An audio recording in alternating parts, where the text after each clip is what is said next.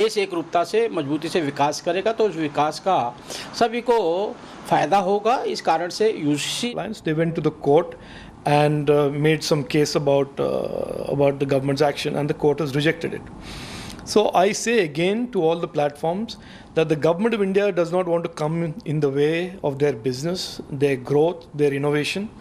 But certainly, regardless of whether you're big or small, foreign or Indian, in India and on the Indian internet, you must respect. Sensitive और महत्वपूर्ण विषय है।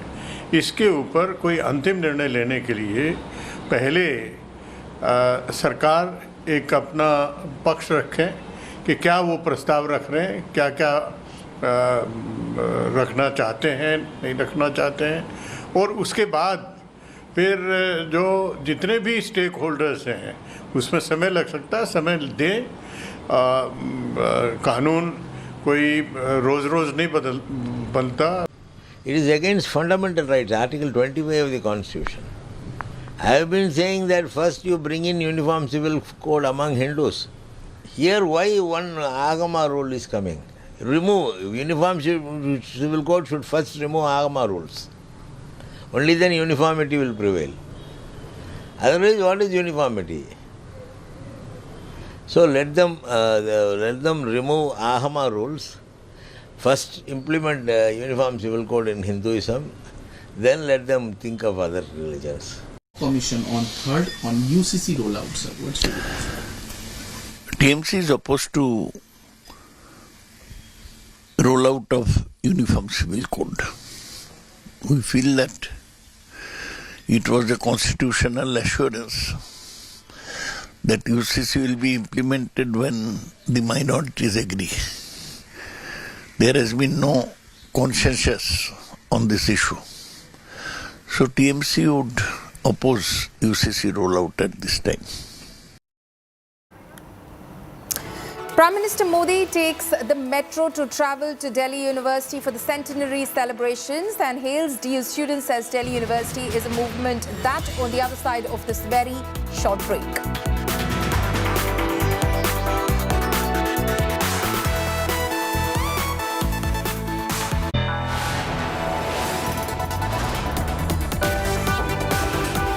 You are watching India Today.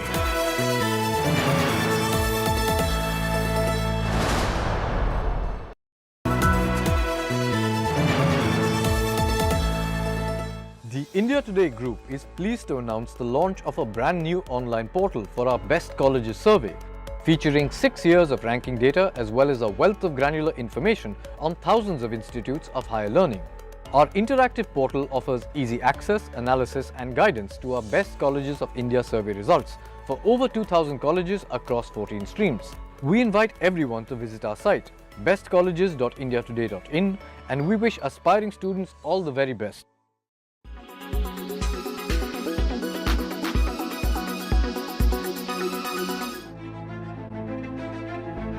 The Green India Challenge, an initiative to raise Telangana's green cover, is creating records. TRS MP Joginapalli Santosh Kumar, who launched the initiative in July 2018, has found a place in the Limca Book of Records for getting maximum trees planted in an hour, a task the MP's Green Drive executed in 2021. The Green India Challenge aims to increase Telangana's forest cover from 24% to 33%. This is my 6th year, 5 years completed, and I can proudly say I've with this initiation, with this initiative, I can say we have planted 17.5 crore plants till now. Over the last 5 years, many celebrities have joined the Green India Challenge. Amitabh Bachchan, Amir Khan, Sanjay Dutt, Salman Khan, Ajay Devgan, Kangana Ranaut, the Oscar-winning RRR team are among the film stars who extended support to the cause.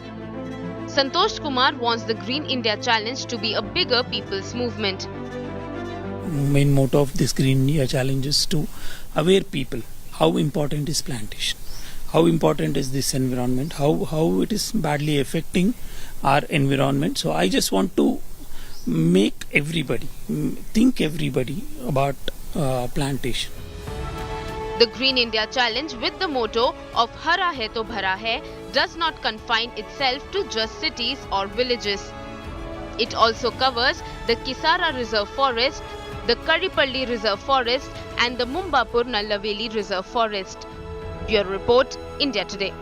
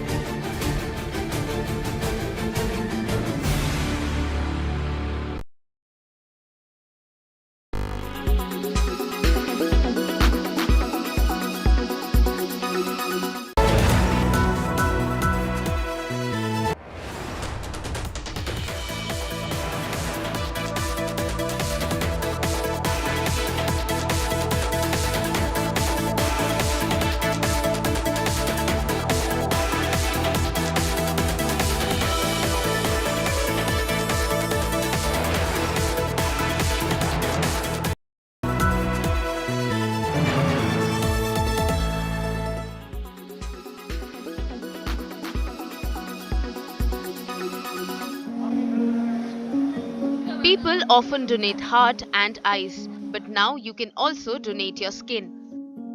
North India's first skin bank is ready in Delhi's Safdarjung Hospital. Eligible disease donors can donate skin and give someone a new lease of life. Burn victims can immensely benefit from these skin banks for their graft surgeries. Skin banking में ये खास बात है कि इसमें कोई matching की जरूरत नहीं है. कोई भी पेशेंट स्किन डोनेट कर सकता है. उस मरीज की, उस डिजीज़ की दी हुई स्किन किसी भी दूसरे मरीज में इस्तेमाल हो सकती है. ना कोई ब्लड ग्रुपिंग मैचिंग चाहिए, ना कोई और HLA मैचिंग चाहिए. और जिसमें ये स्किन हमने लगाई है उसको जीवन में कोई स्टेरॉयड और इम्यूनोसप्रेसेंट्स खाने की कोई जरूरत नहीं है. Safdarjung Hospital authorities are also doing everything they can to make people aware about skin donation. With the help of specialized equipment and proven techniques, donated skin is processed and stored in bank before transplantation. इतने सारे wards हैं जो भी नए doctors join करते हैं, junior residents हैं, वो ज्वाइन करते हैं तो उनको सेमिनार्स लेके, उनको इन्फॉर्म करके उनको बताया जाएगा. डेथ फॉर्म है, जब हम लोग उसको साइन करते हैं तो उसमें भी हम सोच सकते हैं कि हम उसमें भी ऐड करा दें कि हम आई डोनेशन के लिए विलिंग हैं और स्किन डोनेशन के लिए विलिंग हैं. As of now, there are 16 skin banks across the country, and here's hoping that this latest center in Delhi opens the doors for many more such skin banks in India. With Neetu Jha, Bureau Report, India Today.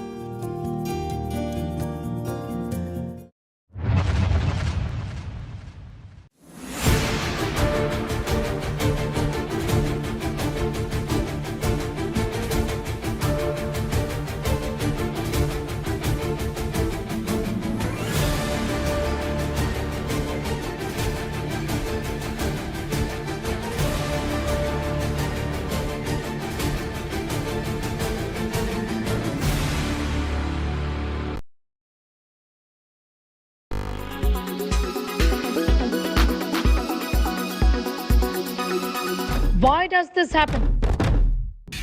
Let me tell you the science behind it.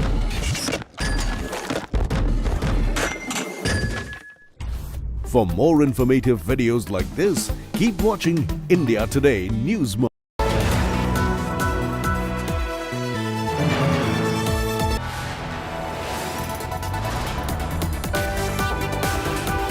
You are watching India Today.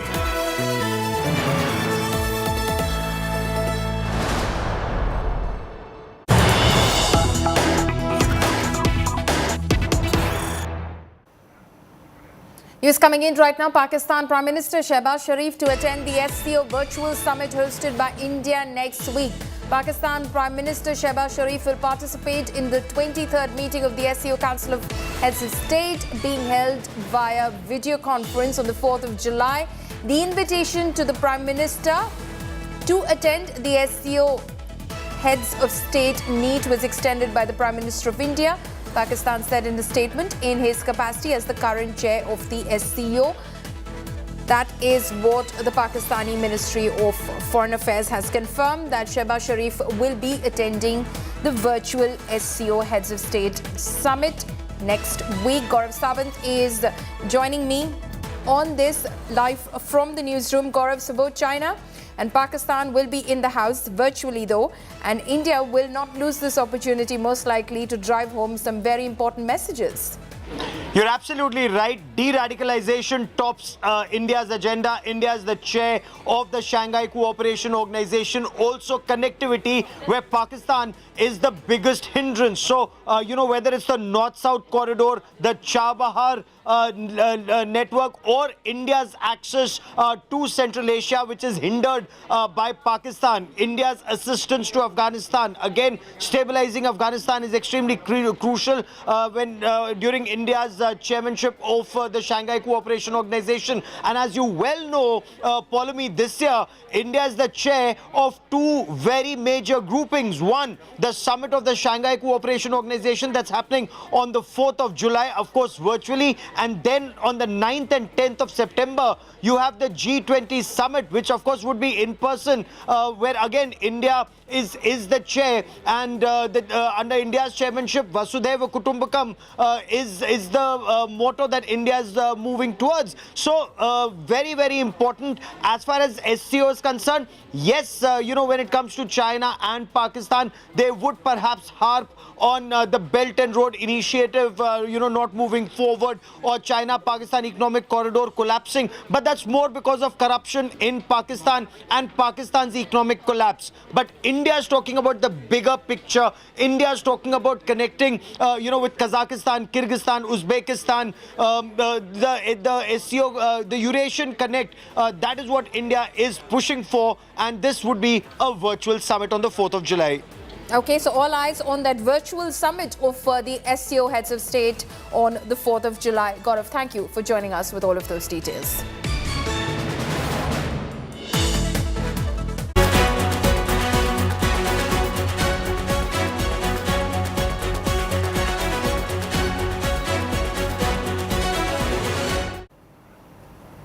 Fresh twist in dismissal of Tamil Nadu Minister Senthil Balaji. The dismissal of Senthil Balaji as Tamil Nadu Cabinet Minister has now been kept on hold. Now, according to sources, Tamil Nadu Governor's decision to sack Senthil Balaji will be decided after the legal opinion of the Attorney General is taken. Now, Chief Minister M.K. Stalin also held an emergency meeting with legal experts on how to deal with the minister's arrest at a legal level. Meanwhile, taking a dig at Governor Ravi, DMK has put up posters across Tamil Nadu depicting the various cases against several union ministers, asking if Governor Ravi will write to Delhi seeking their removal as well. The sacked minister, Senthil Balaji, in fact, was arrested by the Enforcement Directorate on charges of money laundering in a cash for jobs scam on June 14. For now, Senthil has been retained as a minister without any portfolio in M.K. Stalin's cabinet. The Honorable Chief Minister now, through M.K. Stalin ji as opposition leader, has categorically requested the Honorable Governor then in 2016 and 18 to dismiss a minister from the ADMK government. Now in 2023, he calls this a constitutional crisis. The whole of Tamil Nadu knows Mr. Senthil Balaji is a corrupt minister. The whole of Tamil Nadu knows he continuing in the cabinet is definitely not the right thing. The whole of Tamil Nadu expects the Chief Minister of Tamil Nadu to remove Mr. Senthil Balaji from the cabinet. Now the question of whether the governor has got powers or no powers, we don't want to get into that. Since the governor has chosen to go to the Attorney General and take his opinion and get back to us. The challenge is to the powers of the Chief Minister. He doesn't want to conduct himself in accordance with the Constitution.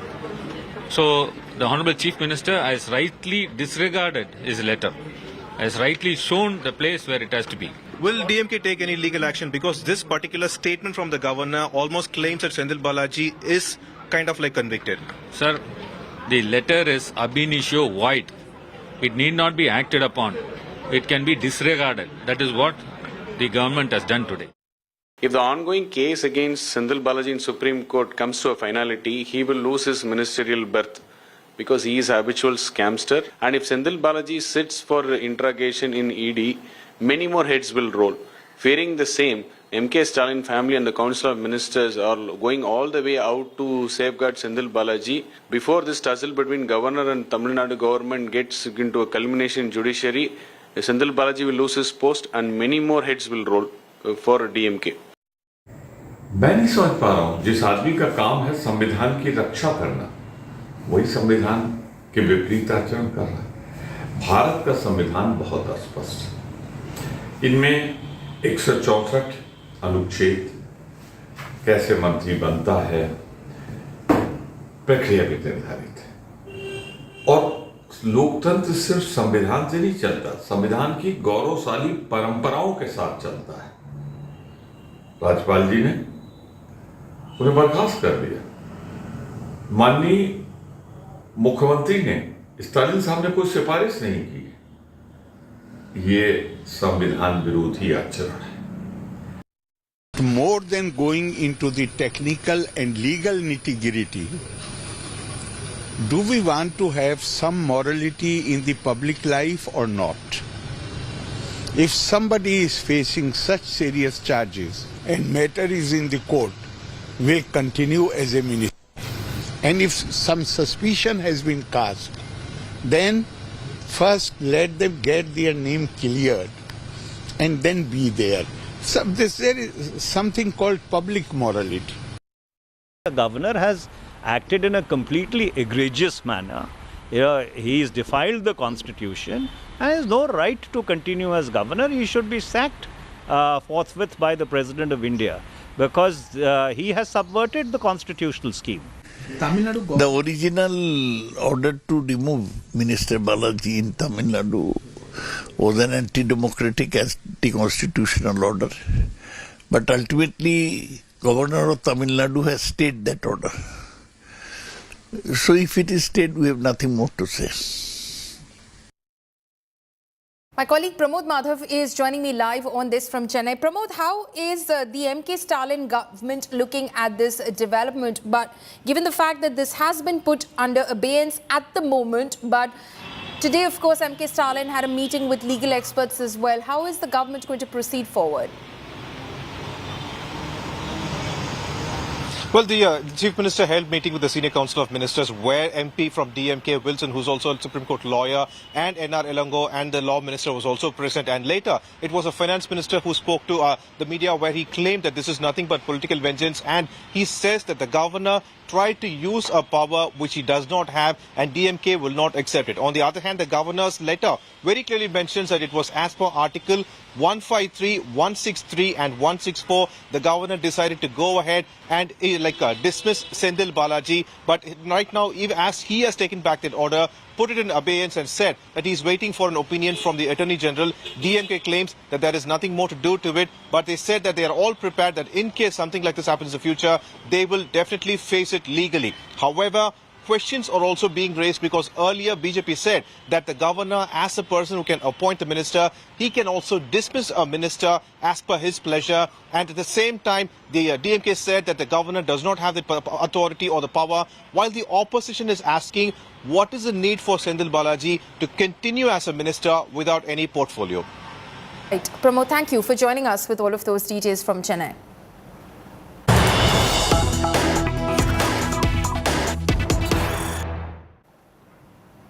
News coming in right now. Aam Aadmi Party announces huge campaign against ordinance before opposition meeting and parliament session. Arvind Kejriwal is to burn copies of the central government's ordinance on services. Phase-wise campaign to target the Bharatiya Janata Party, the Modi government and the Lieutenant Governor of Delhi. The protest is to start from July 3rd, where AAP will burn the ordinance. So the Aam Aadmi Party has decided to up the ante against the central government over the Delhi Services Ordinance. The AAP will now hit the streets from July 3rd onwards and burn copies of the ordinance. This will happen before the monsoon session of Parliament and also before that very crucial opposition meeting, the second round, on July 13 and 14. Ashutosh Mishra is joining me over the phone line right now. Ashutosh, so the Aam Aadmi Party there mounting pressure in terms of a campaign now against that Delhi Services Ordinance before, of course, it's brought forth in the monsoon session of Parliament?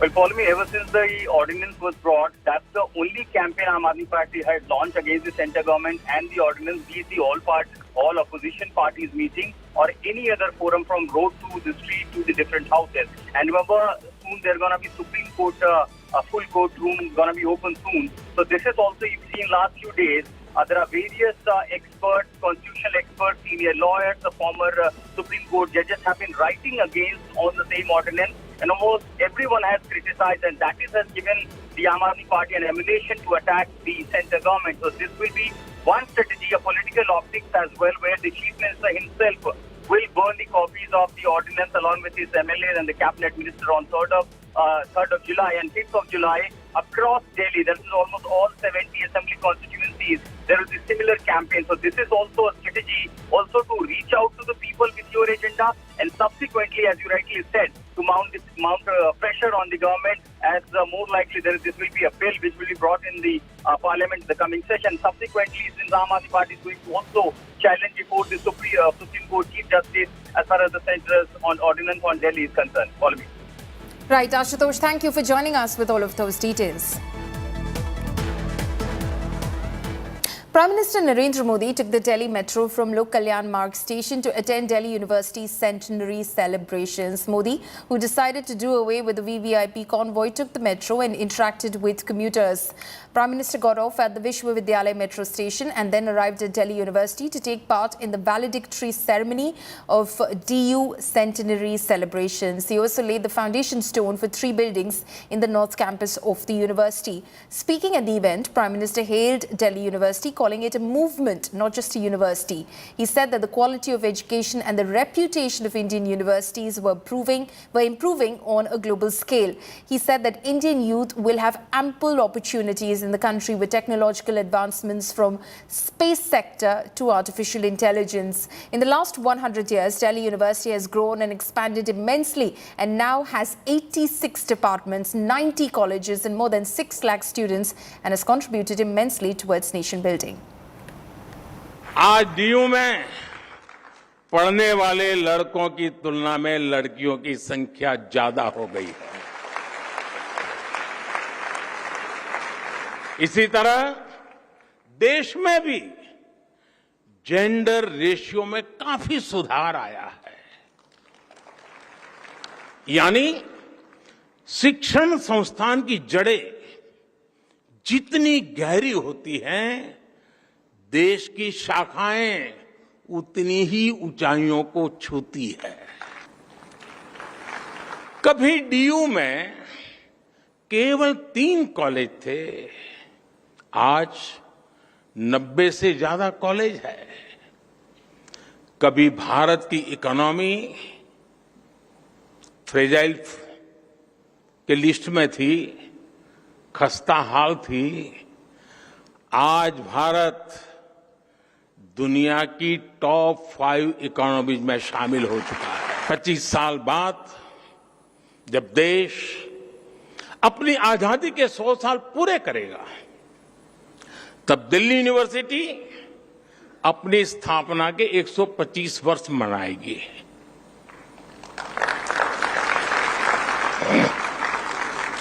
तब लक्ष्य था भारत की स्वतंत्रता। अब हमारा लक्ष्य है 2047 तक विकसित भारत का निर्माण।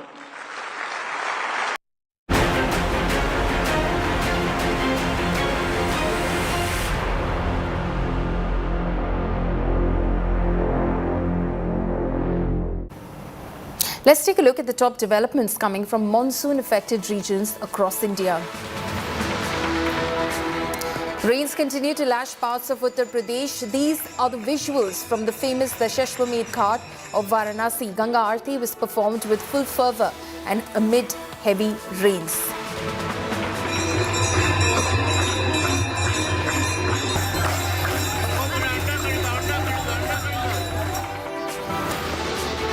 Heavy rains battered Mumbai city. Several parts of the city are submerged in water. IMD has sounded heavy rain alert for Konkan coastal areas and adjoining Western Ghat areas of Maharashtra over the next 2 days.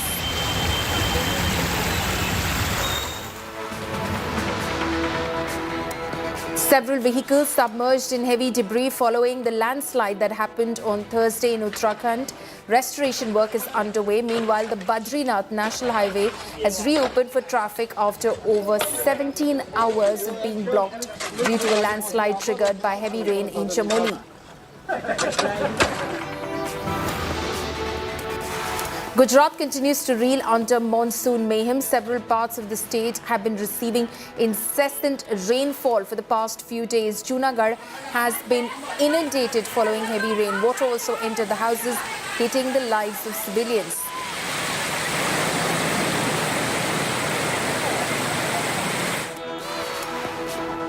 The flood situation in Assam is still grim. Farmers are facing massive losses due to inundation of their cropland and fisheries.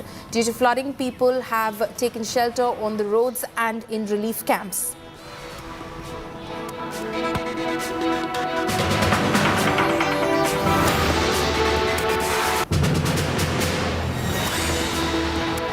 Slipping into a short break, coming up next, looting, fires and violence continue in France after a teen was shot dead in Paris. Details on the other side.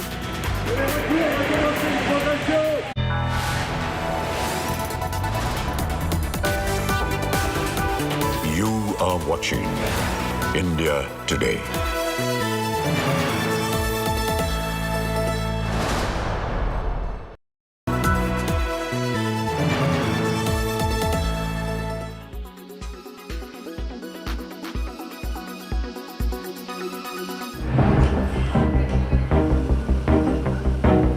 Addiction to mobile phones, gaming, all be at different degrees, it is a problem plaguing almost every family nowadays. Kids who simply won't get off the phones, much to the dismay of their parents. Pankaj Gupta is one of them. His 8-year-old son and 4-year-old nephew both have battled addiction.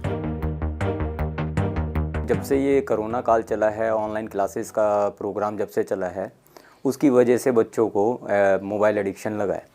उसके बाद भी school वालों ने जैसे online process रखा है अपना चालू, तो बच्चों को मोस्टली वर्कआउट जो है मोबाइल के कारण मिलता है, उसी कारण इनको मोबाइल एडिक्शन पड़ा है। The addiction is to the level of the 4-year-old being able to unlock the phone and download games.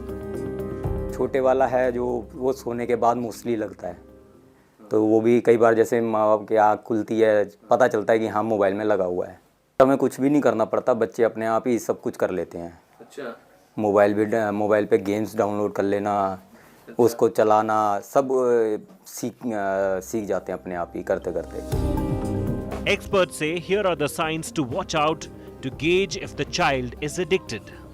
The telltale signs are thinking about gaming all the time, losing interest in other activities, unable to quit playing or reduce screen time, using gaming to ease bad moods.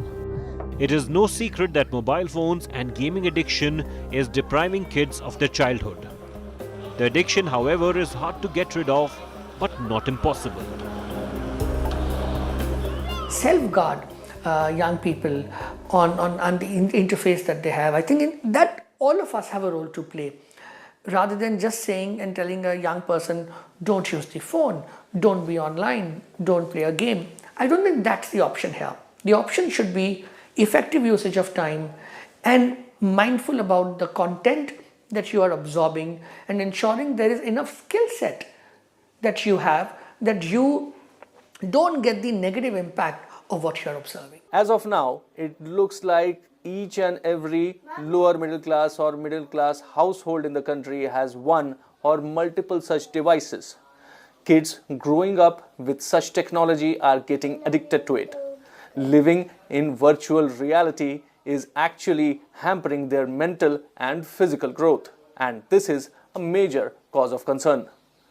With Sneha Mordani and Nasir Khan, this is Abhishek Anand reporting for India Today.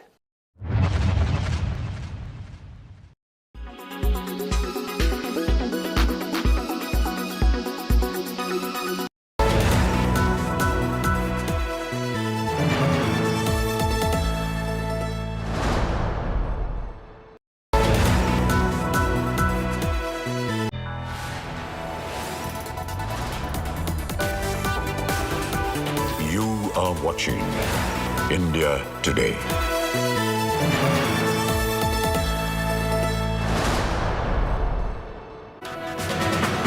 Looting, fires and violence continue in France after a teen was shot dead in Paris. Here's a look at some of the images coming out of Paris and its suburbs after one of the worst nights of protests. Protesters angry after police fatally shot a 17-year-old boy, set cars and public buildings ablaze in Paris suburbs. And unrest spread to some other French cities and towns. The French capital also saw garbage bins set ablaze and some store windows smashed.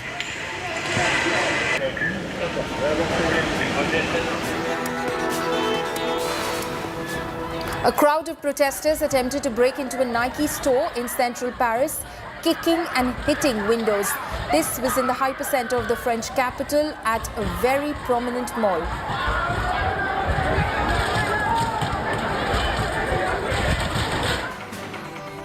There was a fire outside the mayor's office in another suburb of Paris. France mobilized tens of thousands of police officers in an effort to head off widespread urban rioting following the deadly police shooting of a 17-year-old.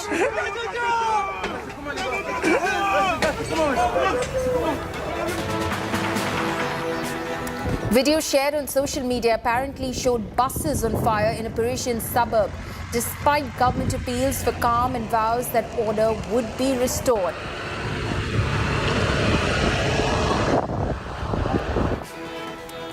Armored police vehicles rammed through the charred remains of cars that had been flipped and set ablaze in the northwestern Paris suburb of Nanterre. Tens of thousands of police officers were deployed to quell the protests, which have gripped the country 3 nights in a row.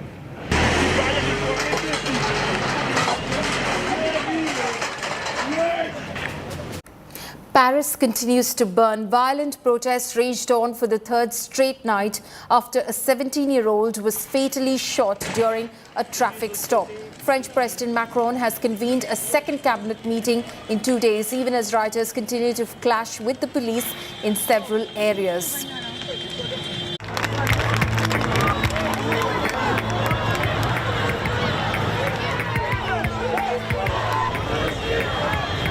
Protests continue in Paris over the fatal shooting of a teenager by police.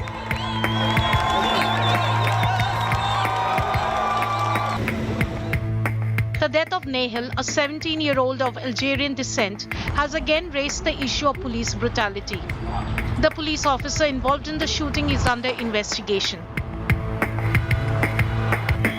The incident has stirred up long simmering tensions between the police and youngsters of foreign origin.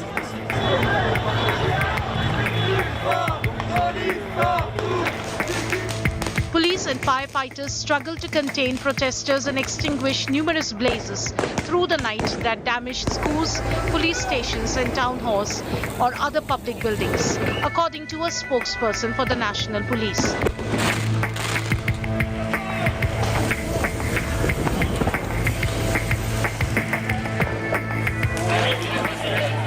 French police fired tear gas and clashed with protesters on Thursday in the Paris suburb of Nanterre.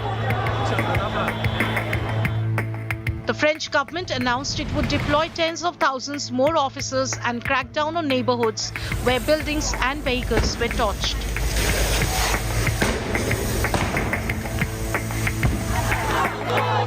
Protesters marched down the streets calling for justice for the 17-year-old teen.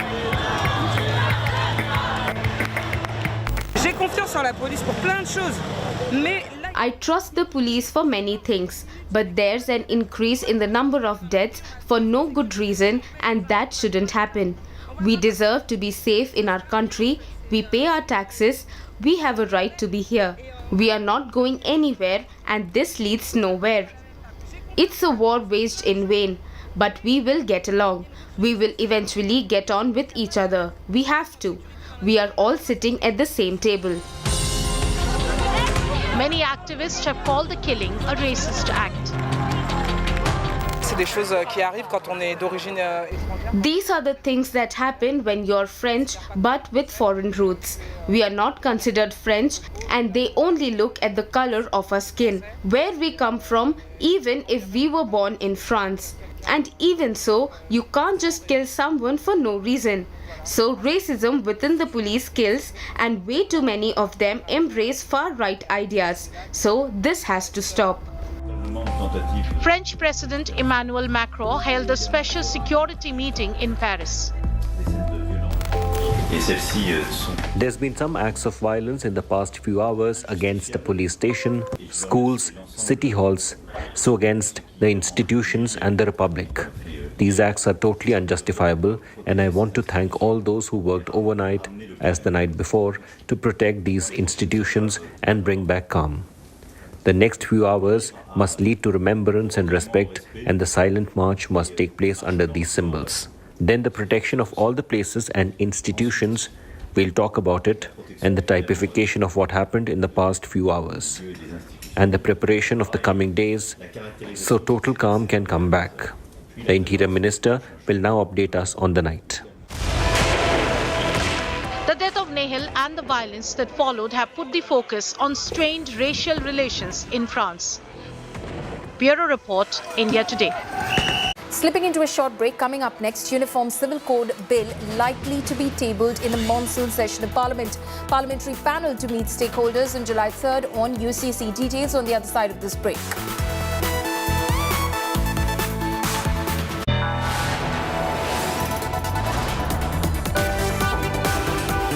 You are watching India Today.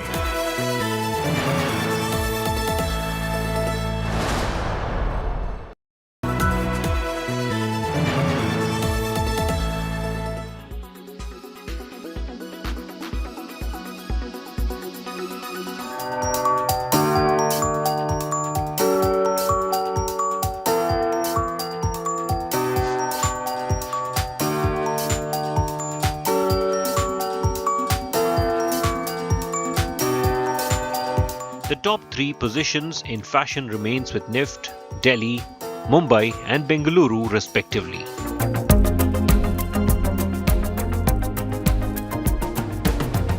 Set up in 1986, the National Institute of Fashion Technology, New Delhi, is acutely aware of the sheer diversity and scope for experimentation India offers when it comes to fashion, and has consistently tried to expand the boundaries of the industry. It has done so by marrying knowledge with traditional arts, contemporary thoughts, and innovations in design and technology. The top three in hotel management remained the same as 2022, with IHM Pusa leading the chart, followed by Welcome Group Graduate School of Hotel Administration Manipal at second spot, and IHM Mumbai at the third position.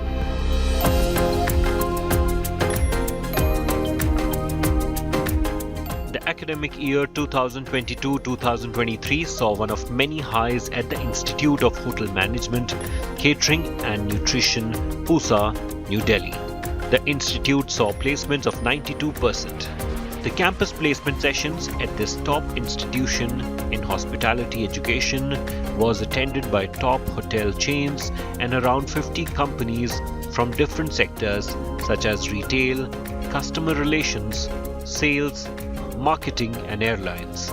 IHM Pusa was established in 1962 and comes under the aegis of the Union Ministry of Tourism, Government of India. Its undergraduate, postgraduate and trade diploma level courses are considered to be the best in the industry, and at present the institute offers 5 courses: BSc in Hotel and Hospitality Administration, MSc in Hospitality Administration, Diploma in Bakery and Confectionery, and Diploma in Food and Beverage Service, and Diploma in Food Production. There is no change in the top 3 positions when it comes to studies of social work. TIS Mumbai continues to be the topper, followed by Rajagiri College of Social Sciences Kochi in second spot, and in third position is Department of Social Work, School of Social Work of Delhi University.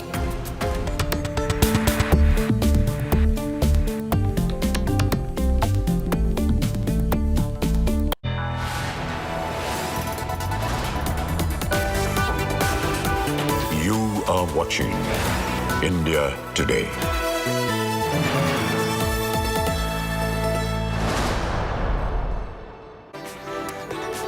Good afternoon and a warm welcome to India Today. I'm Paulami Saha and these are the headlines we're tracking at the top of the hour.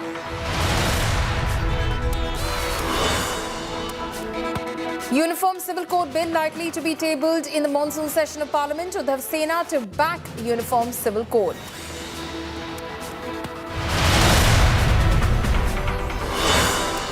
Amid controversy over Senthil's dismissal, Tamil Nadu Chief Minister Stalin meets experts to chalk out legal strategy against governor.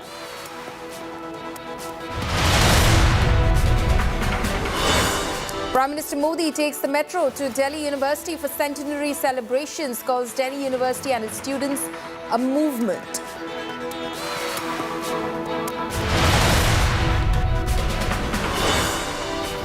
Karnataka High Court shoots down Twitter plea against Modi government. Twitter to pay 50 lakh rupees penalty.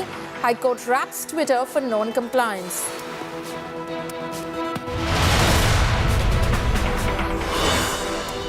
Land that was seized from gangster Atiq will be home to 76 families. UP Chief Minister hands over apartment keys to owners.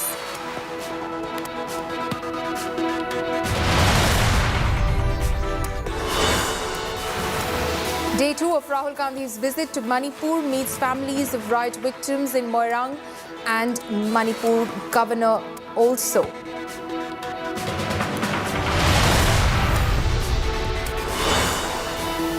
Unrest grips France for third straight day. Massive protests, arson, violence and looting in Paris over police shooting of teen boy.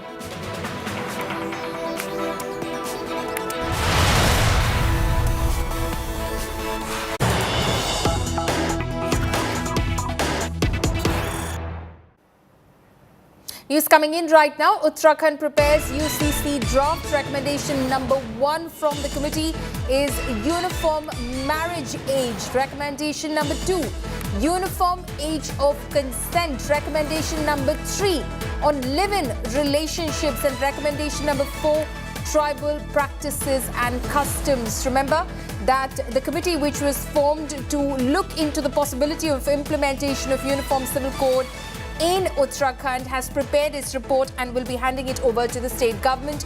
Anisha Mathur is now joining us live on this. Anisha, give us more details about what has the committee recommended in its report. Well, Paulami, at this moment, we do not have the details of the recommendations. What we do know are the broad perspectives that the committee has taken. The committee held a press conference just this afternoon to say that the report is being submitted to the Uttarakhand government very, very shortly. What they have said that they have looked at various aspects of gender justice, tribal customs and practices, and have tried to ensure that a UCC will be for the benefit of all persons, particularly when it comes to gender justice issues. They've also said that concerns raised by the various tribes, because Uttarakhand as a state has multiple tribes as well, those have also been kept taken into account. And the issue of uniform age of marriage, succession laws, etc., which are connected to gender justice concerns, those will be those are part of the recommendations that are going to be given to the government. But what they've also said is that doctors, legal experts, psychologists have also been consulted with. Apart from a widespread local consultation, more than 2.3 lakh people have sent in their written submissions to this committee.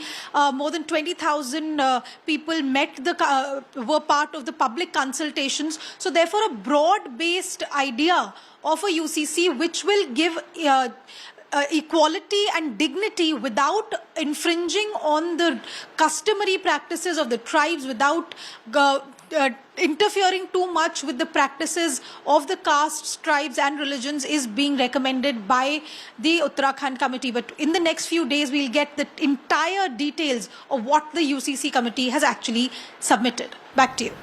Anisha, thank you for joining us with all of those details. So, Modi Sarkar is to move forward with its UCC pitch. Uttarakhand UCC committee has given its report with unanimous consent. Emphasis has been given to gender equality, and Divyang's tribal communities' concerns are also top focus. However, no discussion has been held on LGBTQ+ rights by the panel.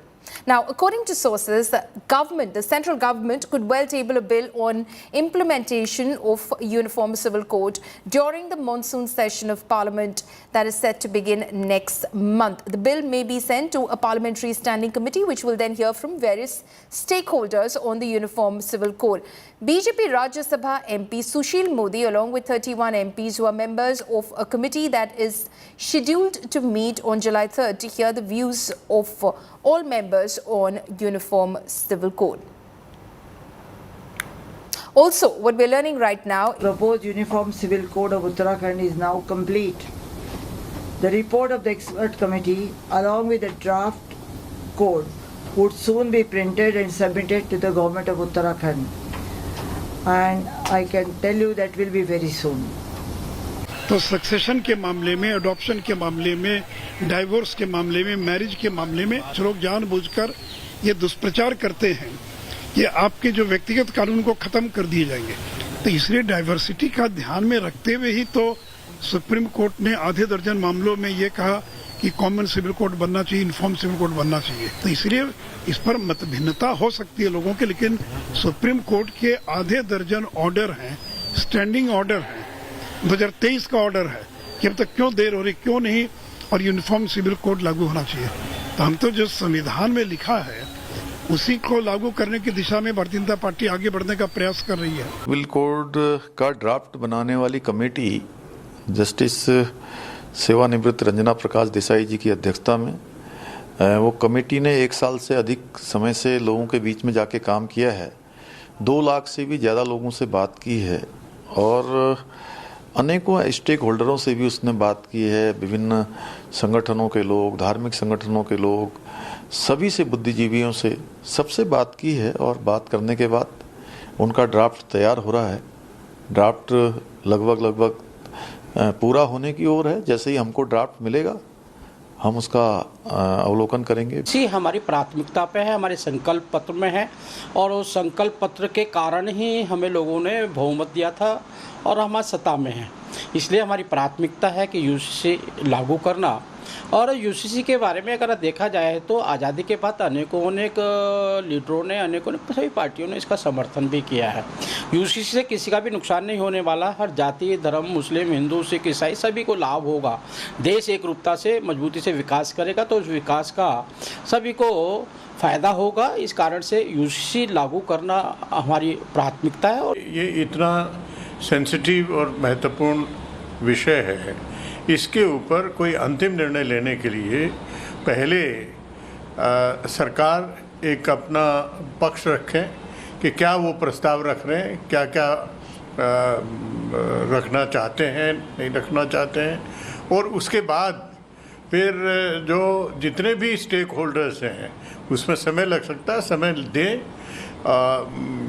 कानून कोई रोज़ रोज़ नहीं बनता। It is again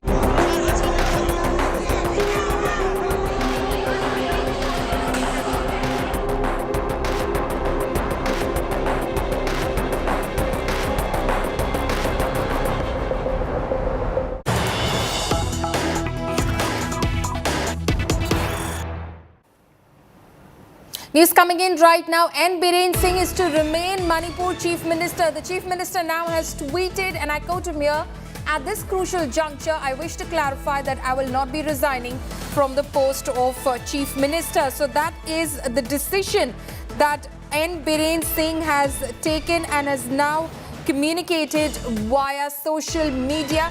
Remember, earlier there were reports today that N. Biren Singh has sought an appointment with the governor of Manipur, Anusuya Uike, and was likely to step down as chief minister. But there were a lot of protesters who reached his residence in support of Biren Singh. Many of the legislators of the Bharatiya Janata Party, including the state president, the speaker, were all at his residence, who in fact convinced him to not tender in his resignation. Indrajit Kundu, my colleague, is joining me live on this. Indrajit, was the chief minister expected to resign?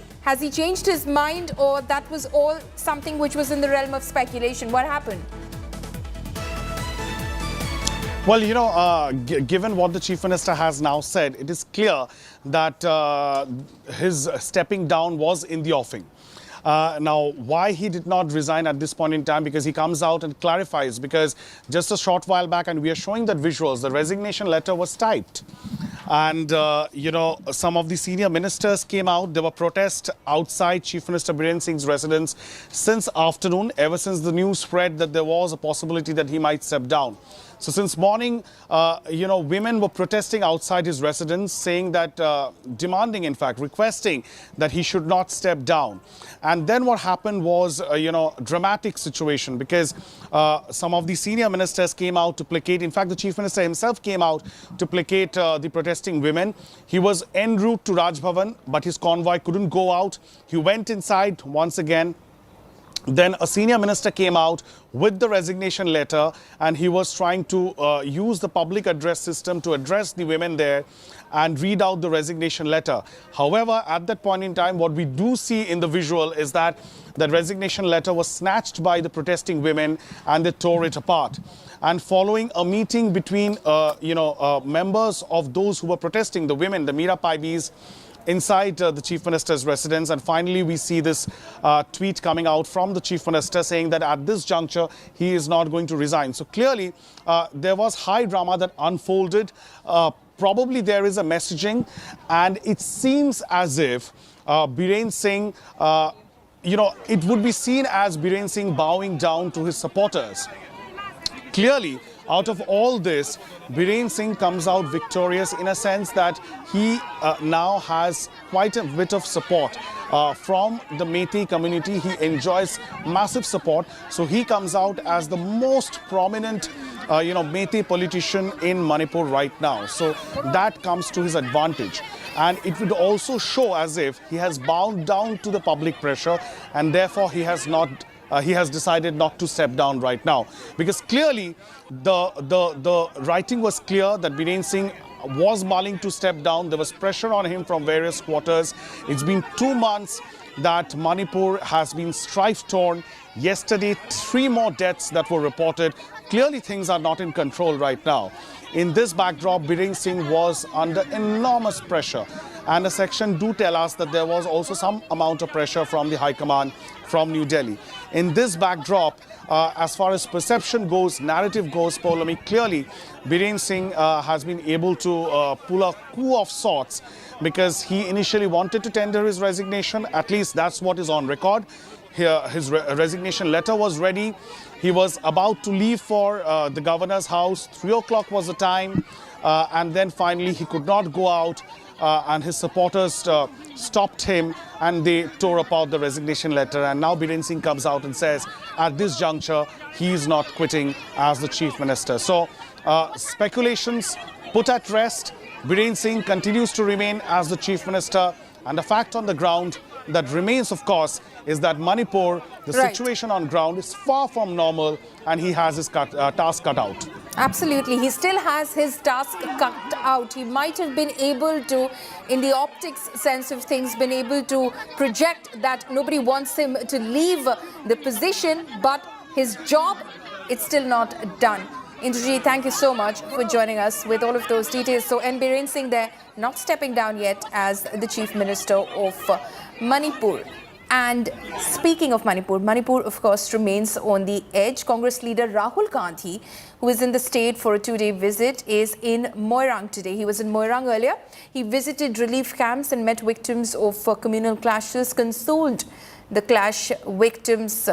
So that is what Rahul Gandhi, of course, has been up to. So he, of course, is in Manipur trying to build pressure on the state government. But this is the latest that's coming in from the state of Manipur, is that the Chief Minister has decided that he will not be stepping down as the Chief Minister of the state. He has, in fact, tweeted that out and made that amply clear that at this critical juncture, as he says, and I quote him from his tweet over here, at this critical juncture, I wish to clarify that I will not be resigning from the post of Chief Minister. There has been, remember, immense pressure on Biren Singh from the central leadership of the Bharatiya Janata Party, from various quarters, because the situation in Manipur continues to be on the boil. It's been almost 2 months, and yet the Chief Minister hasn't been able, the state administration hasn't been able to get a complete grip over the situation. The clashes continue, but today, when reports suggested that the Chief Minister had sought an appointment with the governor in order to possibly tender in his resignation, several supporters of the Chief Minister from the Meitei community reached, in fact, his residence and blocked the road almost from his residence towards Raj Bhavan. He couldn't even step out. And when, of course, as you can see in those images, that resignation letter was shown to most of those supporters being women supporters, in fact, blocking the roads, they tore it apart. The Chief Minister, it is said, had also stepped out briefly in order to speak to some of those blocking the way outside his residence, but he wasn't able to make way through that crowd, and hence he went back in, and now he's decided that he's not going to step down as Chief Minister of the state of Manipur. There has been immense amount of criticism of N. Biren Singh's handling of the situation, given that this is a situation that blew up on the 3rd of May.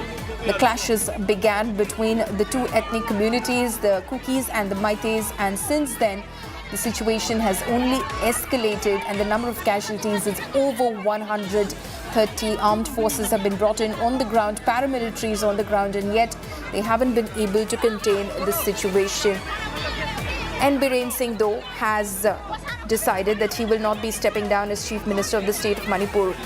He has, of course, been taken to task by the central leadership of the Bharatiya Janata Party, including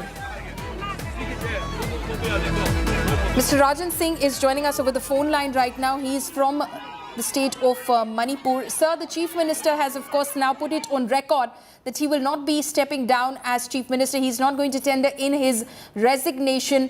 Was he going to quit, and why was he thinking of tendering in his resignation, sir? You see, this Honorable CM has been at the front line since the May 3rd incident. Has been on the front line to bring about peace to the state, to make sure that all people of our state are safe.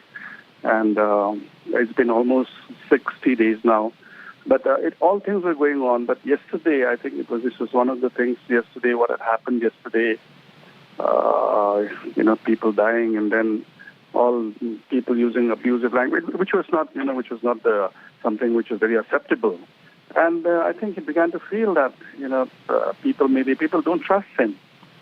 So maybe that's one of the things which triggered. He says he should put in his papers.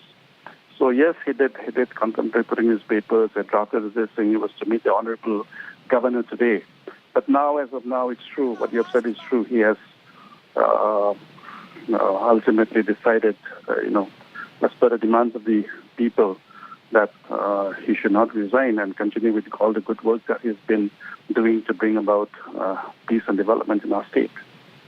What made the Chief Minister change his mind? So we do know that a lot of you leaders of the Bharatiya Janata Party were with him at his residence after reports came in that he had sought time with the governor. And of course, then there are all the supporters who were out there outside as well. What made the Chief Minister change his mind, sir? Yes, after there were news that the Honorable Chief Minister was likely to submit his paper, his resignation paper.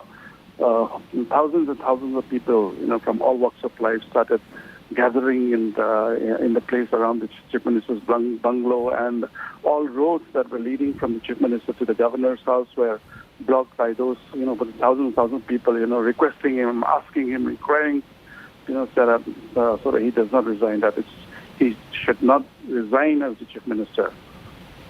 Okay. So at around 2:20 when his cavalcade, I'm in the team along with many of the honorable ministers and MLAs. As soon as he drove out of his gate, just hardly 20 meters, he was not allowed to move ahead towards the governor's bungalow, which is around 300 meters probably from his thing. And ultimately, he had to go back to his bungalow, and people requesting him, and then even we had a meeting after that. We requested him that it's the people's demand that he should, get his papers back and just not think about the resignation. And ultimately, he did, listen to the request of the people and the demand of the people. And that's when some of the honorable ministers, they went and, met the people that, yes, the honorable chief minister is ready to, listen to the people's voice and as per the demand of the people, and he withdrew his resignation. So you're saying that his decision earlier to resign, sir, was an emotional decision after what happened yesterday? It was just not it was just not an emotional. It's not a question of emotion, because yesterday, if you followed what happened in Impal yesterday, one of the bodies that was being brought into the thing, and they wanted to, bring the body to the honorable chief minister's thing, and so maybe he felt that he's not able to bring peace. He's not able to. So maybe that has. It's been a long and thing which has been trying, leading from the front to make sure that peace is brought at the earliest. And I think the most important thing is the people's trust. The people's trust, which he felt, I think, was people using abusive language and this thing. So I think maybe he thought that the people were not trusting him on the work that he was doing, all the things. So, but I think today many of the people came out and said that we are with you till the end, and we are with you for all the work that you've been doing. We're with you to all the endeavors that he's been taking up to bring about peace in our state. So also, was there pressure on the Chief Minister to resign from the centre? Because he was recently, after the all-party meeting, which the Home Minister chaired, Mr. Biren Singh was in Delhi as well, where he met with the Home Minister. Was there pressure from the BJP central leadership to step away or get a grip over the situation, that sort of a diktat? No, I don't think so, because I think he did meet the Honourable Union Home Minister. He had a long and a fruitful discussion on what steps should be taken up and what needs to be done. I don't think there was any pressure from the central leadership as such. But the situation continues to be extremely grim, sir, because there are casualties that are still being reported. Only yesterday, 3 deaths were reported from Manipur. So the situation is far from being under control. It was all going well for the last 15, 16 days, and just yesterday, that very, very unfortunate things happened. And so the government is really working hard to make sure that such things doesn't repeat. And in the midst of all this, yesterday there was, this violent protest in the main, market area in Impal. So other than just yesterday's incident today, no major as of now. We have not been able to get any other updates as of now. And since the whole day we were busy with this issue there in the Chief Minister's bungalow, let's see. We are hoping that peace would soon prevail. Okay. Mr. Ranjan Singh, thank you so much for speaking to India Today, sir. So that is, of course, what the minister over there confirms for India Today, that N. Biren Singh was in fact stopped by his supporters from tendering in his resignation today. In fact, he had stepped out of his residence to head towards Raj Bhavan to meet with the governor, as was the appointment that he'd sought, but his cavalcade was virtually stopped by those supporters. You can see this large group of women who had gathered outside his residence, who in fact snatched that resignation letter copy from one of his staff and tore it into pieces as well. Giving in to them and their sentiments, the Chief Minister decided not to step down as the head of state. My colleague Mosmi Singh has filed this report from outside the Chief Minister's residence in Imphal. This is the scene that's unfolding outside the CM's residence in Manipur. Yesterday, Manipur, we saw a lot of political drama with Rahul Gandhi being denied the permission to go to Bishnupur on road. But today is another day, and you can see that all across this crossroad, how there are people scattered everywhere. They are protesting that the CM should not resign, and that's why we are out in protest and in fact in support of the Chief Minister. You can see that there are youth, there are lots of women who've always been here in Manipur at the forefront of all the movements and agitations, and whether it's a drive to save Manipur or a political drive like this. And you can see that these women have these small A4 sheet message for the CM. We support Chief Minister Biren Singh and we don't want him to resign. So let's try and get a sense why आप लोग यहाँ पे क्यों आए हैं और क्या message है. इधर कैमरे इधर. जी सीएम को सपोर्ट करने के लिए आए हैं हम लोग यहाँ. अभी सीएम को उसका रिजिग्नेशन करने का कोई वक्त नहीं है, सही वक्त नहीं है. ये हमारे मणिपुर को वो बिना पेरेंट्स के वो छोड़ दे तो बिना पेरेंट्स का बच्चे लोग का समान हो जाएगा ना. इसलिए वो अभी रिजिग्नेशन नहीं देना चाहिए. और वो सीएम का राइट एंड ड्यूटीज उसका अभी थोड़ा कम दिखते हैं ना लोग सीएम का. हम लोग तो हमारे सीएम को राइट एंड ड्यूटी देते नहीं, ऐसे देखते हैं हम लोग. ऐसे फुल फ्लेजेड सीएम रहने दीजिए, फुल फ्लेजेड सीएम रहने दीजिए. आप इधर आइए. सीएम अभी बाहर निकले थे पर निकल के यहाँ नहीं आ पाए क्योंकि आप लोगों ने रास्ता ब्लॉक कर रखा था. गवर्नर के पास जाना था 3 बजे उनको. वो गवर्नर के पास इस्तीफा देने के लिए जा रहे थे ना. हम नहीं चाहते वो, इसलिए हम लोग उसको ब्लॉक कर रहे थे. क्योंकि हमारे सीएम है ना, वो सीएम रहना चाहती है, इसलिए. आप चाहते सीएम रहे? हाँ. So here you are. The messages are very clear. The messages are also very similar in nature. Different people holding different A4 sheets. Here you can see people, youngsters walking around, and the entire road. So everybody started walking that side. The entire road is absolutely full of people who've come from different quarters around Imphal, and clearly, the political slugfest as it's on the Manipur crisis, the internal politics in the BJP is a bit of a concern, perhaps a lot of concern for the central command of the BJP, with Chief Minister Biren Singh showing off his strength in the capital of Manipur. With video journalist Pawan, this is Mosmi Singh in Imphal for India Today. We're slipping into a very short break. Coming up next, amid controversy over Senthil's dismissal, Tamil Nadu Chief Minister Stalin meets experts to chalk out legal strategy. Details on the other side of this break.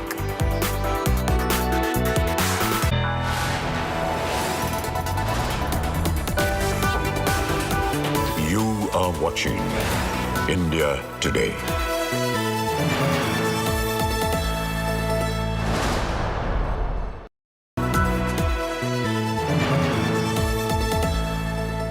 The India Today group is pleased to announce the launch of a brand new online portal for our Best Colleges survey, featuring 6 years of ranking data as well as a wealth of granular information on thousands of institutes of higher learning. Our interactive portal offers easy access, analysis and guidance to our Best Colleges of India survey results for over 2,000 colleges across 14 streams. We invite everyone to visit our site, bestcolleges.indiatoday.in, and we wish aspiring students all the very best.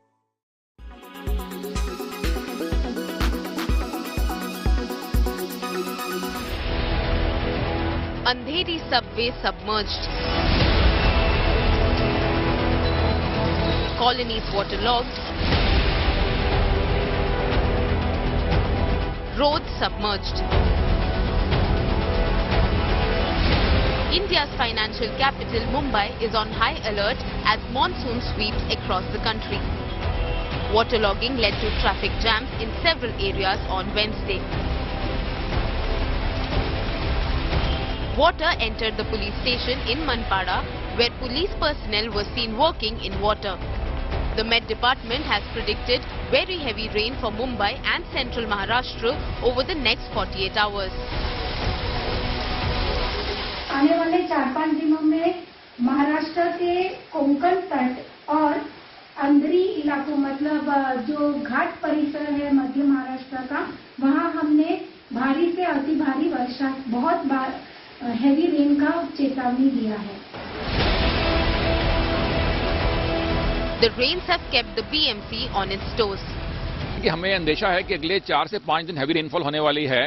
तो आज हमने सुबह मैंने जो हमारे जितने field officer हैं, ward officers, zonal deputy commissioners, हमारे जो स्टॉर्म वाटर ड्रेन के सैकड़ों इंजीनियर्स और ये 480 जो मेंटर्स हैं, इंजीनियर्स हैं डी वाटरिंग पंप्स के, उनको मैंने एक व्हाट्सएप ग्रुप में आदेश दिया है कि कोई भी ऑफिस नहीं बैठेगा, सब मुझे लोग फील्ड में चाहिए. The rains have claimed one life in Mumbai. A 38-year-old man died in Malad after.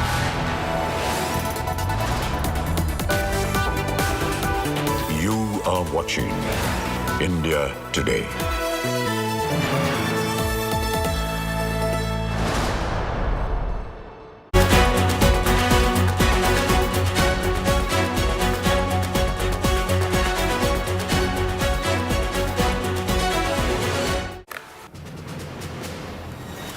Fresh twist in dismissal of Tamil Nadu Minister Senthil Balaji. The dismissal of Senthil Balaji as Tamil Nadu Cabinet Minister has now been kept on hold. According to sources, Tamil Nadu Governor's decision to sack Senthil Balaji will be decided after legal opinion of the Attorney General. Chief Minister M.K. Stalin also held an emergency meeting with legal experts on how to deal with the minister's arrest. In fact, meanwhile, taking a dig at Governor Ravi, DMK has put up posters across Tamil Nadu depicting the various cases against several union ministers, asking if the governor will write to Delhi seeking their removal as well. Now, the sacked minister, Senthil Balaji, was arrested by the Enforcement Directorate on charges of money laundering and cash for job scam on June 14. For now, Senthil has been retained as a minister without any portfolio in M.K. Stalin's cabinet. The Honorable Chief Minister now, through M.K. Stalin ji as opposition leader, has categorically requested the Honorable Governor then in 2016 and 18 to dismiss a minister from the ADMK government. Now in 2023, he calls this a constitutional crisis. The whole of Tamil Nadu knows Mr. Senthil Balaji is a corrupt minister. The whole of Tamil Nadu knows he continuing in the cabinet is definitely not the right thing. The whole of Tamil Nadu expects the Chief Minister of Tamil Nadu to remove Mr. Senthil Balaji from the cabinet. Now the question of whether the governor has got powers or no powers, we don't want to get into that. Since the governor has chosen to go to the Attorney General and take his opinion and get back to us. The challenge is to the powers of the Chief Minister. He doesn't want to conduct himself in accordance with the Constitution. So the Honorable Chief Minister has rightly disregarded his letter, has rightly shown the place where it has to be. Will DMK take any legal action? Because this particular statement from the governor almost claims that Senthil Balaji is kind of like convicted. Sir, the letter is ab initio void. It need not be acted upon.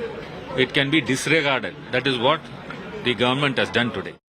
If the ongoing case against Senthil Balaji in Supreme Court comes to a finality, he will lose his ministerial berth because he is a habitual scamster. And if Senthil Balaji sits for interrogation in ED, many more heads will roll.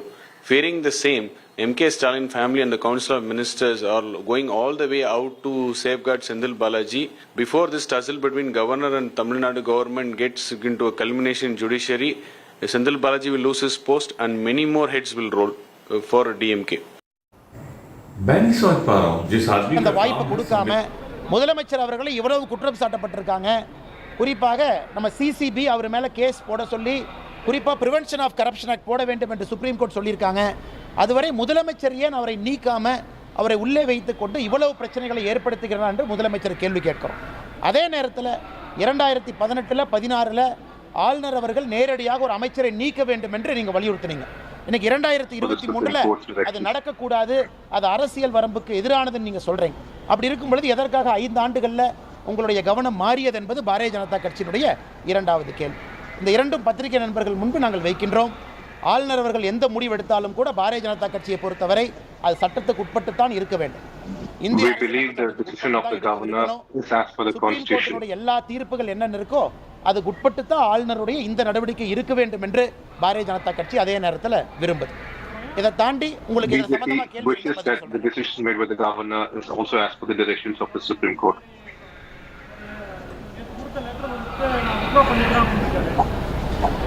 ஆனால் ஆளுநர் அவர்களுக்கு சார்பாக நாங்கள் பேச முடியாது. ஏன்னா நான் ராஜ்பவன் வேறு, பாரதிய ஜனதா கட்சி வேறு, அரசு வேறு, எல்லாமே வேறு.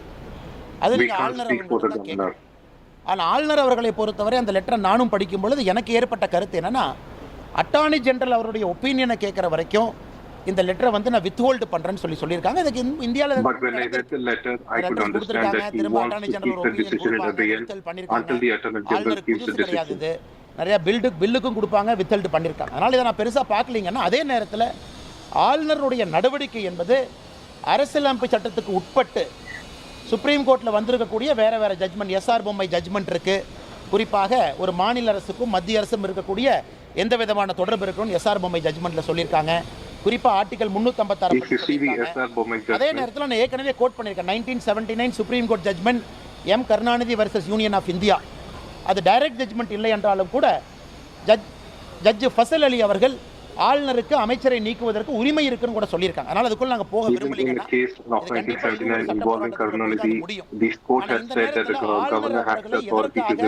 இந்த வரம்புக்குள்ள விட வேண்டும் என்று தான் நான் முதலமைச்சர் அவர்களை கேட்கிறேன். நீங்க ஒன்றுமே இல்லை, சுப்ரீம் கோர்ட் நீக்கிட்டீங்கன்னா அதன் பிறகு மறுபடியும் அவங்க போலீஸ் சார்ஜ் ஷீட் போடல, சுப்ரீம் கோர்ட் இன்னொரு அப்சர்வேஷன் கொடுக்குறாங்க, அது வேறு. ஆனா இன்னைக்கு சுப்ரீம் கோர்ட் அப்சர்வேஷன் நிலுவையில் இருக்கும் பொழுது ஓவர் ப்ரொடெக்ட் பண்ண வேண்டிய அவசியம் நம்முடைய முதலமைச்சர் திரு மு.க. ஸ்டாலின் அவர்களுக்கு ஏன் வந்தது என்பது. Why does the chief minister have to over protect Sendil Balaji? ஆளுநர் கடிதம் அனுப்பியது வந்து அரசை கட்டுப்படுத்தாது, முதல்வருக்கு வந்து நிறைய வேலை. So that is of course BJP State President K. Annamalai addressing the press. My colleague Pramod Madhav is now joining me live on this. As far as the BJP is concerned, they of course are supporting the governor's move, but clearly over here the governor has had to do a second round of legal opinion because he's gone back to the drawing board as far as his first order of dismissal of Sendil Balaji was concerned. It absolutely is, because the first letter that he wrote to the Chief Minister, he mentioned that he has taken the decision to dismiss Sendil Balaji as per Article 153, 163 and 164. However, the Chief Minister and the other Council of Ministers very clearly mentioned that they are going to completely disregard the governor's decision because he does not have the authority to take such a decision without the advice from the cabinet or the Chief Minister himself. And this is when the second letter from the governor was addressed to the Chief Minister, where he said that his earlier decision has been put on abeyance, citing the awaiting an opinion from the Attorney General. Now, DMK considers this as a victory. DMK to us also said that they are not going to push forward with any kind of legal case on this because the complete matter has become void. But he has said that DMK says that the Chief Minister will, however, write a letter to the governor explaining all this in detail. Okay, Pramod, thank you for joining us with all of those details. Let's listen into more reactions that have been coming in since, of course, this latest face-off broke out in Tamil Nadu. मैं नहीं समझ पा रहा हूं, जिस आदमी का काम है संविधान की रक्षा करना, वही संविधान के विपरीत आचरण कर रहा है। भारत का संविधान बहुत स्पष्ट है, इनमें 164 अनुच्छेद, कैसे मंत्री बनता है, प्रक्रिया भी निर्धारित है। और लोकतंत्र सिर्फ संविधान से नहीं चलता, संविधान की गौरवशाली परंपराओं के साथ चलता है। राज्यपाल जी ने उन्हें बर्खास्त कर दिया, माननीय मुख्यमंत्री ने, स्टालिन साहब ने कोई सिफारिश नहीं की। ये संविधान विरोधी आचरण है। More than going into the technical and legal nitty-gritty, do we want to have some morality in the public life or not? If somebody is facing such serious charges and matter is in the court, will continue as a minister. And if some suspicion has been cast, then first let them get their name cleared and then be there. There is something called public morality. The governor has acted in a completely egregious manner. He's defiled the constitution and has no right to continue as governor. He should be sacked forthwith by the President of India because he has subverted the constitutional scheme. The original order to remove Minister Balaji in Tamil Nadu was an anti-democratic, anti-constitutional order. But ultimately, Governor of Tamil Nadu has stayed that order. So if it is stayed, we have nothing more to say.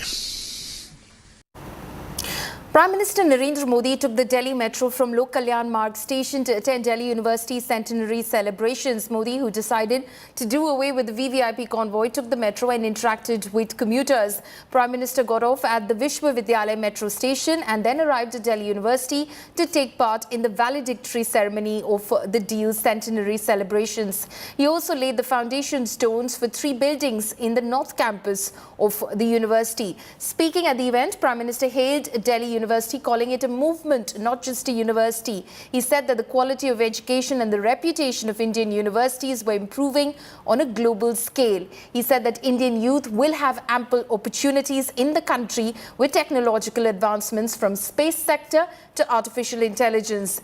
In the last 100 years, Delhi University has grown and expanded immensely and now has 86 departments, 90 colleges and more than 6 lakh students, and has contributed immensely in nation building. आज DU में पढ़ने वाले लड़कों की तुलना में लड़कियों की संख्या ज्यादा हो गई है। इसी तरह देश में भी जेंडर रेशियो में काफी सुधार आया है।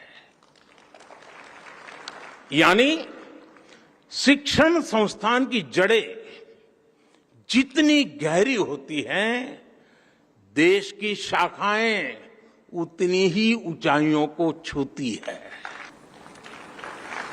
कभी डीयू में केवल 3 कॉलेज थे, आज 90 से ज्यादा कॉलेज है।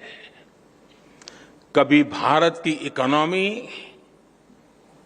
फ्रेजाइल के लिस्ट में थी, खस्ता हाल थी। आज भारत दुनिया की टॉप 5 इकोनॉमीज में शामिल हो चुका है। 25 साल बाद जब देश अपनी आजादी के 100 साल पूरे करेगा, तब दिल्ली यूनिवर्सिटी अपनी स्थापना के 125 वर्ष मनाएगी।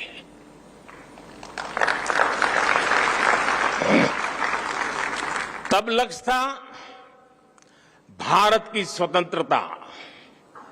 अब हमारा लक्ष्य है 2047 तक विकसित भारत का निर्माण।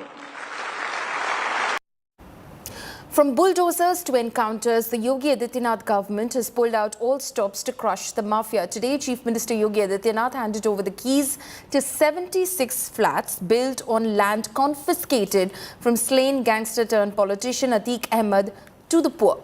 Now, the 76 affordable housing units have been constructed under the Pradhan Mantri Awas Yojana. Ahead of the inauguration, Chief Minister Adityanath was seen interacting with children at the site. Remember that the land located in prime locality of Prayagraj city's Lukarganj area was freed by the authorities during an anti-encroachment drive. The Chief Minister will also inaugurate and lay the foundation stones of more than 250 developmental projects worth 750 crore rupees in the district. कुख्यात माफियाओं के कब्जे से मुक्त कराई गई भूमि पर प्रधानमंत्री आवास योजना के अंतर्गत 76 परिवारों को आज उनका आवास सौंपने का, चाबी वितरण करने का एक पवित्र कार्यक्रम आज यहां संपन्न हो रहा है। इसके लिए प्रयागराज की धरती को कोटि-कोटि नमन करते हुए मैं उन सभी 76 परिवारों के साथ साथ अब तक प्रदेश के अंदर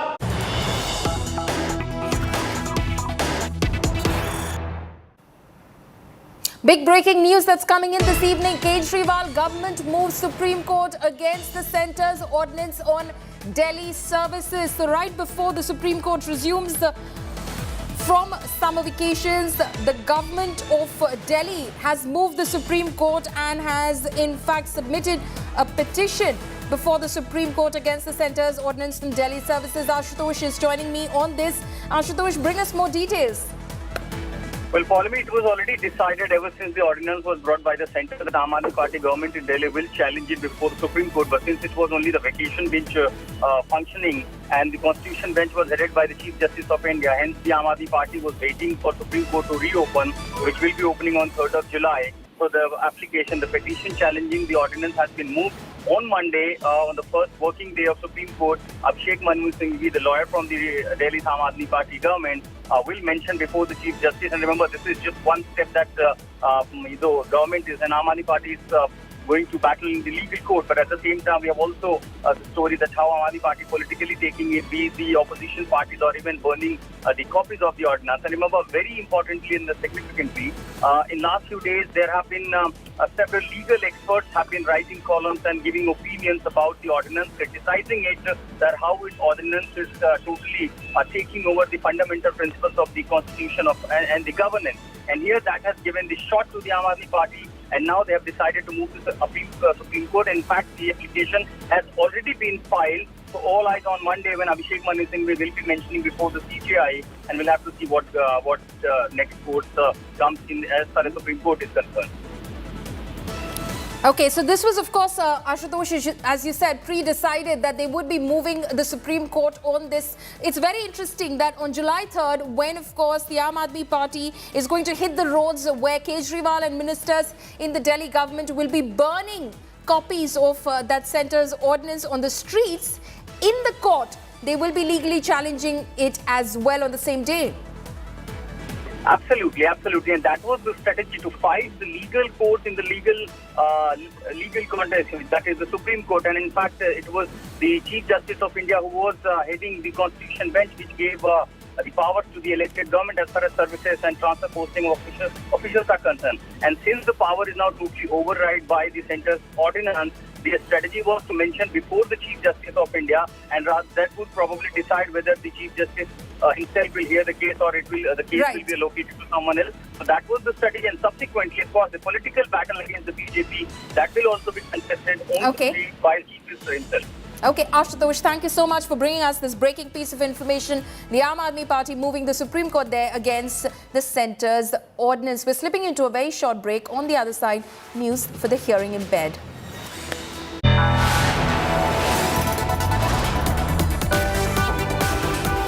You are watching India Today.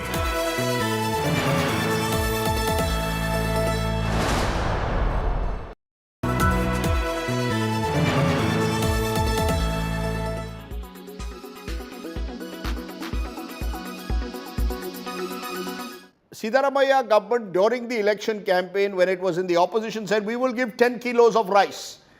Now you've decided 5 kilos of rice and we will give a certain amount in a cash component. Do you agree that maybe you should have done possibly the maths before you decided 10 kilos of rice, or are you only going to blame the centre and the Food Corporation of India? So our basic understanding or the commitment to supply was based on the FCI's commitment towards us. So the availability of the rice in the FCI godowns is very well known, on record. The only reason they have refused to supply it to us is not justifiable. If you can see the chronology of events, once the FCI says it has sufficient stock and it would supply, later it rescinds it. The Food and Civil Supply Minister of the state approaches the central minister to discuss about the same. He refuses to meet. He avoids, and he has so many excuses. Thereby, in one way, they make the FCI to rescind the contract. It's a breach of obligation or a contract or a commitment for the FCI. The union government would have said at least to the FCI, look into the same. If there is an availability, kindly see that the people should not suffer. Let there be any political difference between BJP or a Congress pertaining to the commitment. But insofar as supply of rice to the poor people are concerned, that to the BPL, one should not have played politics. So you're saying the FCI was virtually coerced, you're claiming was coerced by the central government to not go ahead and supply rice at rupees 34 per kg to allow the state government to implement Anna Bhagya. Vijay Prasad, these are allegations now that are being made by the Chief Minister, by Congress spokespersons, that the Modi government stopped the Food Corporation of India from selling it, even as it allowed FCI to supply rice at rupees 20 per kg for ethanol production. This is the charge which is being made by the Congress, that FCI, under pressure from the centre, is rescinding a contract with the Karnataka government to supply rice at 34 rupees a kg. The Congress is shifting the goalpost, Rajdeep. It is a classic case of a mismanaged, shoddy implementation of promises made before the election. Elections has been won by making the false promises.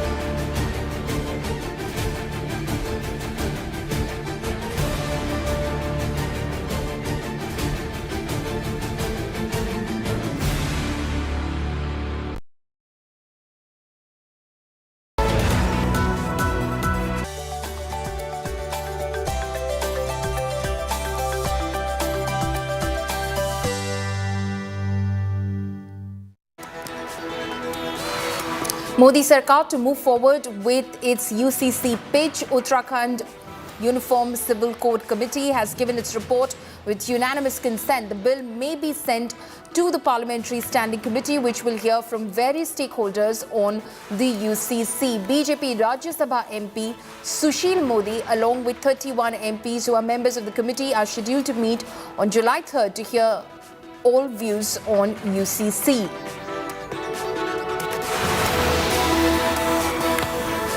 Prime Minister Narendra Modi took the Delhi Metro from Lok Kalyan Marg station to attend Delhi University centenary celebration. Speaking at the event, Prime Minister hailed DU, calling it a movement, not just a university. He says the quality of education and the reputation of Indian universities were improving on a global scale. He also laid the foundation stones for 3 buildings in the North Campus of the university.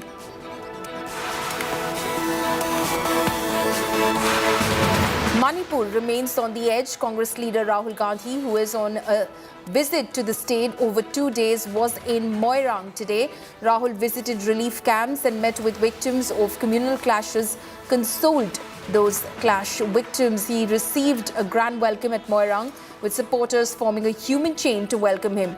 Rahul Gandhi later met with Manipur Governor Anusuya Uike at the Raj Bhavan in Imphal over the Manipur situation.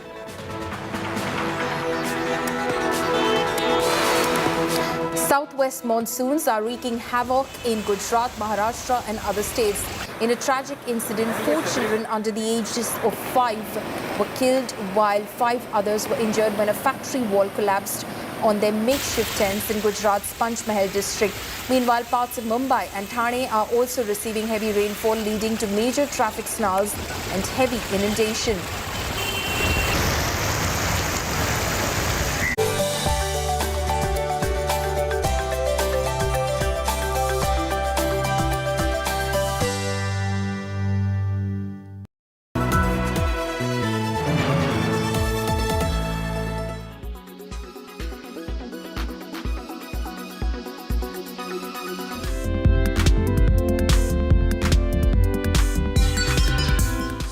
Posted. Oh, we're rolling? Wait a minute. Story posted, WhatsApp sent. So much to do, but I think it's a good idea to occasionally disconnect from your smartphone, or at the very least from social media. However, the majority of us still need our phones with us so we can make calls and send messages. Of course, you can leave your phone at home when you go out and in my case, hopefully my cellular smartwatch as well. But the issue arises sometimes when you end up wasting an excessive amount of time scrolling and swiping away on mindless games and apps. Studies have actually shown that if you get addicted to your smartphone, it could possibly affect your relationships, mental health, and productivity. So sometimes it might be wise to take a step back and disconnect or detox from an increasingly connected world. Ironically, technology comes to the rescue here in the form of apps that can aid the process. So we've compiled a special Tech Today list of these apps which can really help you digitally detox and break this addiction for you in a matter of a few clicks. An excellent all-around digital detox app is App Detox. Literally, you can choose which apps you want to limit using this very app. Then you can make specific guidelines. You can decide, for instance, how many times you can open a given app and what time of the day you want access to it. You can view your app usage and completely block particular apps. Cleverest. The goal of Cleverest is to assist you in segmenting tasks. It is simple and straightforward as a user experience. Set a time limit and maintain your focus for that length of time. If you do, your avatar will prosper and expand. The Pomodoro technique, which suggests dividing things into manageable portions to help you stay motivated and focused, is the foundation of this very app. Forest.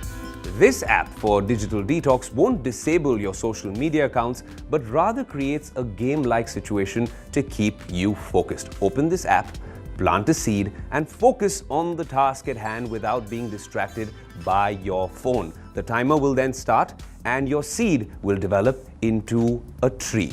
Your tree will perish and you'll have to start over if you answer your phone before the timer expires. Procrastinators will appreciate this. Additionally, the program encourages you to spend the virtual coins you earn each time you develop a tree, and Forest will actually plant a tree as a result. You'll not only maintain your concentration better, but you'll also be planting new trees in the actual world. You can view your forest, which is exactly what it sounds like, and measure your progress over time. Just like with other top digital detox apps on this list, a virtual forest will contain a representation of each tree you've grown. Continue producing and expanding your forest.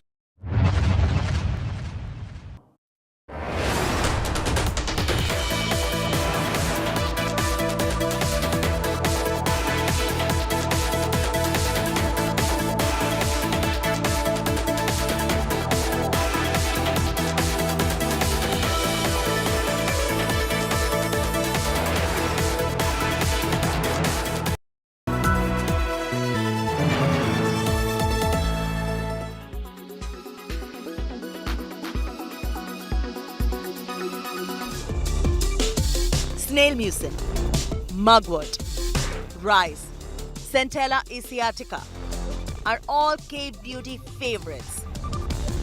Whether it works or not is always up for debate, but the world has really enjoyed relaxing in a Korean sheet mask to unwind, and they surely hydrate well for a Korean kind of a glass skin glow. The latest entrant, salmon sperm. K-Beauty has made it a super hot commodity. In the music video for Vegas, Doja Cat is seen smearing a face with a cosmetic stick. If reports are to be believed, this product was made from salmon collagen and salmon PDRN to enhance skin elasticity. It's really a polynucleotide, and what it does is it has an anti-inflammatory role, so it helps reduce inflammation in the skin. This is all because of the wound healing response, and so this is why it's become such a popular ingredient right now. K-Beauty, no doubt, is a cult favorite. Further enhanced by K-pop culture that is a big deal amongst Gen Z. BTS and Blackpink are all over the place, and if you notice, they emulate a certain aesthetic standard which just cannot be accidental. While the Koreans have skin that's definitely different from Indians, some basics of skincare remain standard across the board. Cleanse, tone, moisturize, and do not forget the sunblock. How simple is that? In Korean people, there are about 5 to 6 skincare routine that we follow, which start from skin, lotion, essence, cream, eye cream. So basically, little effort is required to have a flawless skin. Yeah. To say that Koreans are too serious about their skincare would be a huge understatement. But through all their 10-step routine lies a simple philosophy: moisturize and hydrate well.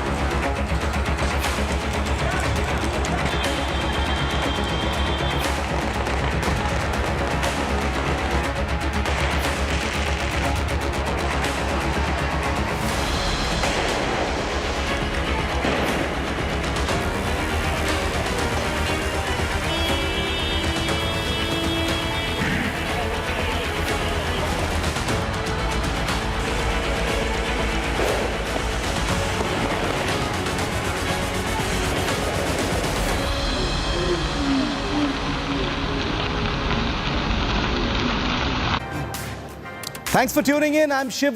This is 5 Live. Today we're putting our focus on the 96 hours of non-stop rioting, arson, violence that has taken place in different parts of the French capital of Paris. You've just seen some of those pictures.